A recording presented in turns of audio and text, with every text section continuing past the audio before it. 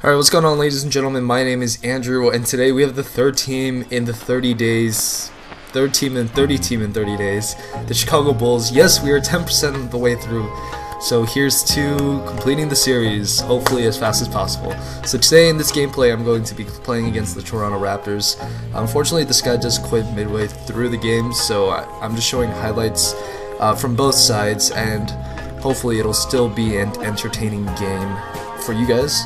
So today, like I said, we're talking about the Chicago Bulls. So last year their record was 50-32, which was good for third in the East.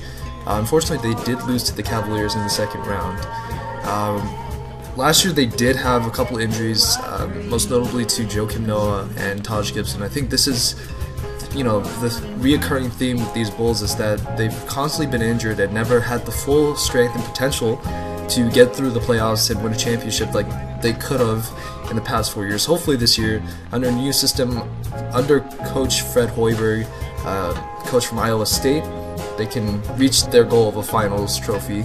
But we'll see. We'll see with the new system. Hopefully the health of their players is pretty stable throughout the year. One knock on former coach Tom Thibodeau was that he'd often work his players to the ground, and as you can see in the past couple of years, you have players like Luol Deng and Jimmy Butler who've played significant minutes per games compared to the rest of the league, and especially if you look at teams like the San Antonio Spurs and the Golden State Warriors that carefully monitor their team's minutes.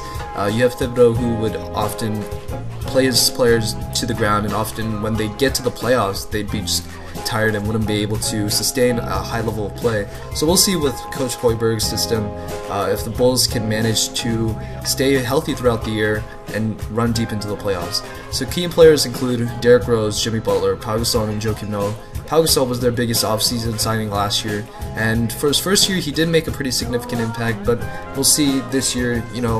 Earlier in the year, Bulls fans were pretty high on him, and towards the end of the year they were kind of critical of his defense, and with a great defensive team like the Chicago Bulls, we'd have to see if Pau Gasol does make significant strides this year or puts in more effort. They didn't make that many big offseason moves this offseason, besides re-signing Jimmy Butler and Mike Dunleavy, and they drafted Arkansas forward Bobby Crazy Eyes Portis. This guy has extremely crazy, weirdly freaky eyes. So we'll see how successful Portis will be in the new system. He did pretty well at Arkansas last year. Like I said, we'll see how well he does on the team, and if he can make a big impact onto the team immediately.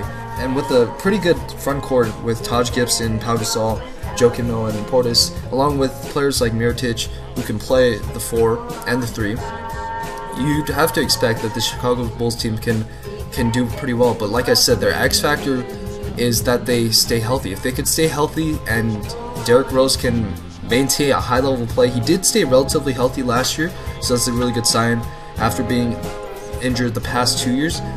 We'd really have to see if this Chicago Bulls team can stay healthy throughout the year in order to make a great impact into the playoffs. It's unfortunate that they haven't been healthy the past couple of years because they had some high-level potential. Derrick Rose was coming off that amazing MVP season. They were going deep into the playoffs, and as you know, he tore his ACL in the playoffs, and that pretty much ruined their chances for the next couple of years. But hopefully this year, under a new system, hopefully with improvements to players such as Doug McDermott, Tony Snell, E'Twaun Moore, Nikola Mirotic, and Aaron Brooks, who will hopefully step up, this Bulls team can make a big splash in the playoffs and hopefully reach the finals, Eastern Conference Finals, or just move on past the second round, which I think they've been at for a couple years now. So yeah, the biggest thing is that if they can stay healthy, I think this Bulls team has a lot of potential to get far into the playoffs. I think if they can maintain, I can't stress this enough, this Bulls team, they could have been really good if they stayed relatively healthy the past couple of years, and who knows, a couple of years from now we might be looking back and thinking, well, this could have been a team that won a championship if they managed to stay healthy. So my prediction is that they maintain a top 4 record in the East. I think they can improve to top 2, second behind the Cavs under Coach Hoiberg, and I think they can make a big splash in the playoffs. I think they can reach the Eastern Conference Finals. Who knows how far they'll go against LeBron, but I think with improvement to their role players and their bench, I think if everyone makes strides this year and they stay healthy, I think they can make a huge run, especially in the later stages of the playoffs, hoping that Højbjerg doesn't run down his players like Thibodeau did. So if they can maintain healthiness, if they get some improvement from their role players, I think they have a chance for the finals and even the championship.